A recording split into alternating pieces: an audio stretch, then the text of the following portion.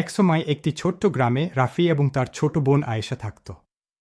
তারা খুব ঘনিষ্ঠ ছিল এবং একসাথে সবকিছু করত।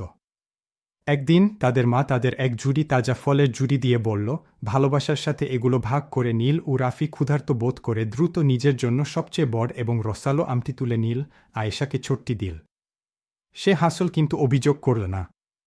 সেদিন সন্ধ্যায় যখন তারা নদীর ধারে খেলছিল, তখন রাফি পিছলে পানিতে পড়ে গেল। সে সাঁতার কাটতে পারছিল না এবং সাহায্যের জন্য চিৎকার করতে লাগল। আয়েশা দুবার না ভেবে একটি লম্বা লাঠি ধরে তার দিকে এগিয়ে গেল। তার সমস্ত শক্তি দিয়ে সে তাকে নিরাপদে টেনে নিয়ে গেল। রাফি যখন তার বোনকে জড়িয়ে ধরল, তখন তার চোখ অশ্রুসিক্ত হয়ে উঠে। আজ আমি স্বার্থপর ছিলাম, তবুও তুমি আমাকে বাঁচিয়েছ, সে বলল। আয়েশা হেসে উত্তর দিল, কারণ ভালোবাসা নিজের জন্য সেরাটা নেওয়ার কথা নয়, একে অপরের যত্ন নেওয়ার কথা। ও সেই দিন থেকে রাফি সবসময় আয়েশার সাথে সবকিছু ভাগ করে নিত, শুধু খাবারই নয়, ভালোবাসা এবং দয়াও।